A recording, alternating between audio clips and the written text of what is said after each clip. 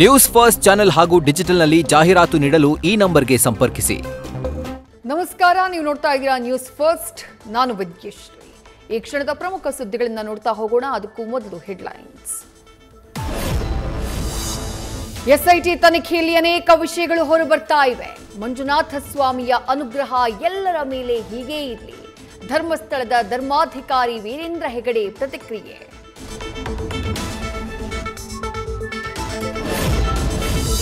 SIT ನಮ್ಮ ಮನೆ ಮಹಜರು ಮಾಡಿದ್ದು ಸಂತೋಷದ ವಿಷಯ. ಸತ್ಯ ಹೊರಗಡೆ ಬರೋಕೆ ಇಂತಹ ದಾಳಿ ಆಗಬೇಕು. ನಿನ್ನೆ ಚೆನ್ನೈಯನ್ನ ಕರೆದೊಯ್ದು ಎಸ್ಐಟಿ ನಡೆಸಿದ ಮಹಜರು ಬಗ್ಗೆ ದೂರುದಾರ ಜಯಂತ್ ಟಿ ಪ್ರತಿಕ್ರಿಯೆ.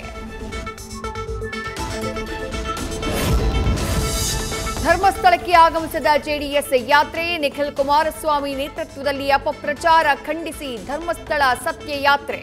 ಮುಖಮಂಟಪದಿಂದ ದೇವಸ್ಥಾನದವರೆಗೂ ಕಾಲ್ನಡಿಗೆಯಲ್ಲಿ ತೆರಳಿ ಮಂಜುನಾಥನ ದರ್ಶನ.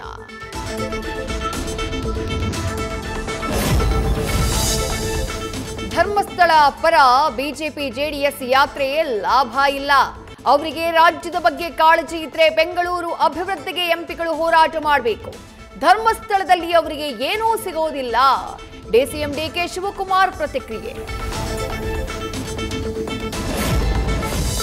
ಚಾಮುಂಡಿ ಬೆಟ್ಟ ಹಿಂದೂಗಳದ್ದಲ್ಲ ಅಂದಿದ್ದಾರೆ. ಹಾಗಿದ್ರೆ ಮತ್ಯಾರದ್ದು? ಧೈರ್ಯ ಇದ್ರೆ ಮಸೀದಿ ಮುಂದೆ ನಿಂತು ಮುಸ್ಲಿಮರದ್ದಲ್ಲ ಅಂತ ಹೇಳ್ತೀರಾ? ಇದು ಮುಂದುವರೆದ್ರೆ ಚಾಮುಂಡೇಶ್ವರಿ ಚಲೋ ಮಾಡ್ತೀವಿ. ವಿಪಕ್ಷ ನಾಯಕ ಆರ್ ಅಶೋಕ್ ಎಚ್ಚರಿಕೆ.